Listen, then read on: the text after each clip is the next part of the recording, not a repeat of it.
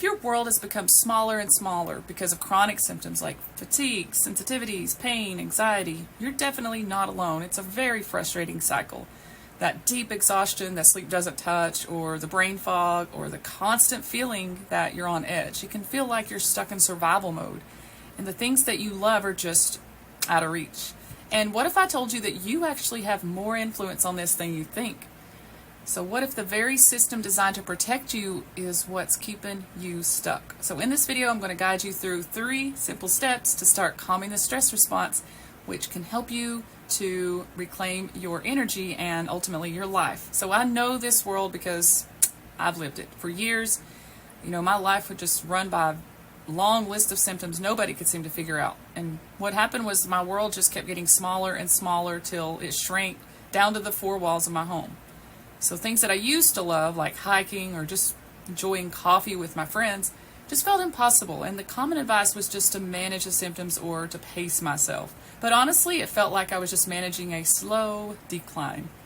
You know, everything started to shift, though, when I came across the science of the neuroplasticity and the role of the nervous system in chronic conditions. And it gave me a new lens to look through. And I started to understand that my body wasn't necessarily broken, but it was stuck in a high state of alert. And this shift in perspective was huge, and it helped me to move from just surviving to actually thriving again. So the approach that helped me has helped many others, and it isn't a magic pill. It's a way of working with your brain and your body using the brain's natural ability to change. And it's actually called neuroplasticity. And this neuroplasticity is where you create new patterns that support well-being. So today, I'm going to break it down into 3 foundational steps that you can start using right away. So the first, and maybe the most important step, is to understand a popular model for, what might be happening in your brain. So for a long time, I was really angry at my body, and I was just convinced that it was failing me. But the symptoms of chronic fatigue and anxiety can also be seen as a result of a brain that's just trying too hard to protect you. So deep in our brain, we have something called the limbic system. And you can think of it as your body's alarm system, kind of like a smoke detector. And its job is to scan the environment for threats.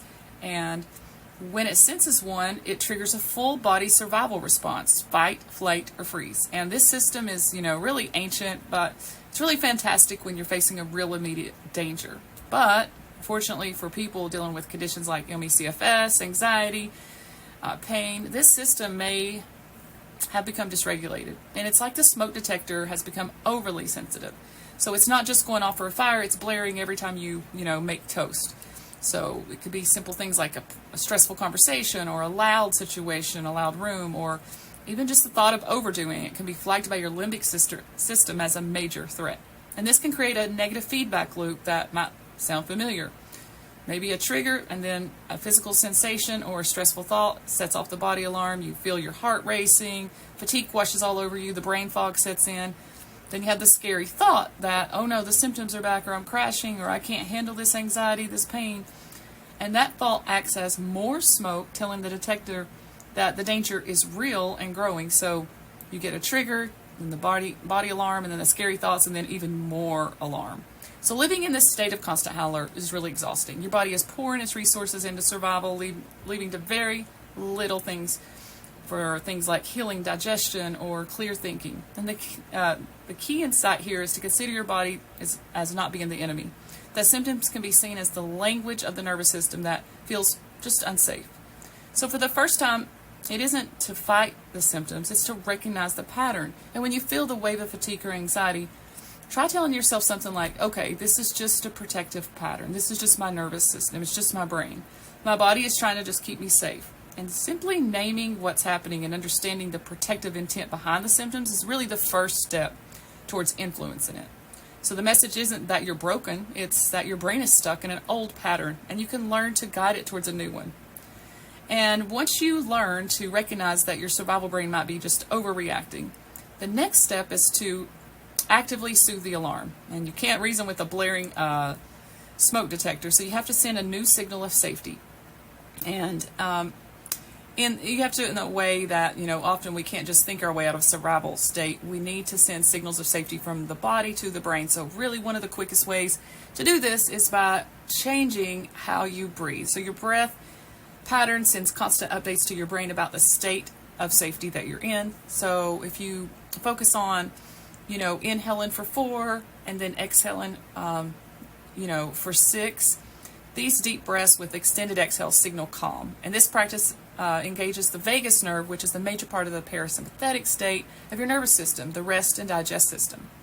So another powerful tool is to orient yourself in the present moment. A nervous system in overdrive is often just stuck worrying about the future or ruminating on the past. So orienting begins to bring you back to the present moment. So wherever you are, just look around and silently name 3 things that are neutral that you can see. For example, you might say, I see a blue cup, or a green plant, or a wooden desk. And don't judge or analyze them, just name them. And this simple act just pulls you into the present moment, pulls your attention out of the internal storm, and grounds you in the present moment. And these are actual neurological exercises. So you're actively stepping into that feedback loop and showing your brain in a language it understands that it can stand down, it can relax. So if this is starting to click for you, and maybe you've even felt a small shift from those breathing exercises, be sure to take a moment and hit the subscribe button, because we're on this journey together, and I'm going to be sharing so many tools with you every single week. So understanding the survival mode and calming the alarm really are the first 2 pieces. They help create a state of, calm. But to create more lasting change, we need to use that calm to start building new neural pathways. And this is step 3. And it is based on the core principle of neuroplasticity. What you fire, you wire. So think of your brain as a dense forest. The pathways you use most often become wide, and the clear trails that are easy to walk down. But for a long time, the symptom fear fatigue path might have looked like a superhighway in your brain. So our job now is to just forge a new path, one of safety, ease, and well-being, and to walk it so often that the brain starts to, prefer it. And you may be wondering, how do we do that? Well, we can use intentional focus with practices like visualization. So your brain really doesn't know the difference between real experience or what it's vividly imagining. So when you visualize something positive, you're firing in the new neural circuits associated with that experience. And it's critical to start really small. So don't try to visualize running a marathon if you have CFS, but that's likely just going to set off more alarms. But the goal is to feel safe during this practice. So it's important to choose a small, specific scene that really represents a tiny piece of the life that you want back. So maybe it's just sitting on a park bench just for 5 minutes, feeling the sun on your face and a sense of peace. Or maybe it's preparing a simple meal in the kitchen and feeling ease. So, you can take your time with this and build over time, but, it's important that you start creating new neural pathways in your brain. And when you do this, you can just engage with all 5 senses, and it's really powerful. What do you hear? What do you see? What do you smell? And, just really, really, really focus on the present moment. And you can stay there for a minute or 2 and, even longer if possible. But in the beginning, it's important to take it slow. And then giving your brain this new experience of something pleasant without a threat response. What happens is you start to build a new neural pathway. And some brain retraining programs use similar principles to help, people manage these chronic conditions. And the second part of this is very gentle approach we use in our program is graded exposure, and this is extremely important. This is not just about pushing through pain or fatigue. For those with ME/CFS, pushing can cause post-exertional malaise or a crash, which can make things a whole lot worse. This is about finding the tiniest possible step that does not trigger symptoms. If walking to the mailbox is too much, maybe you should just put your shoes on and walk to the front door. And then, of course, always pair it with calm breath work. But that's it. And then you go back inside and you celebrate what you did without the alarm going off. And over time, the brain gets it and it updates, and slowly the symptoms fade. But yeah, it's about building evidence for your brain that small activities can be safe, and that requires a ton of self-compassion. Now, some days you might do a little more and some days a little less, but consistency, not intensity, is what matters here.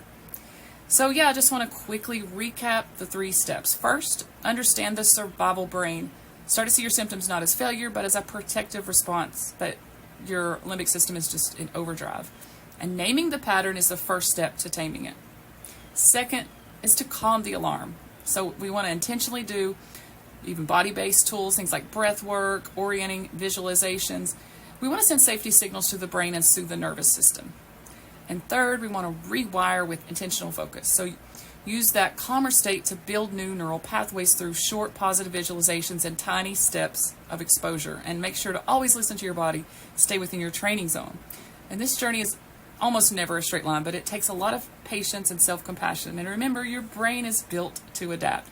You have the capacity to influence your nervous system and create more moments of safety and ease. So yeah, if you're looking for more guidance and a clear plan, I have a program that gives you a roadmap of what to do each and every single day to heal from CFS, COVID, POTS, mast cell activation syndrome, sensitivities, anxiety, pain, and a whole lot more. You can learn more about it in the link in the description below. And thank you so much for watching, and God bless you, and I look forward to seeing you on the next video.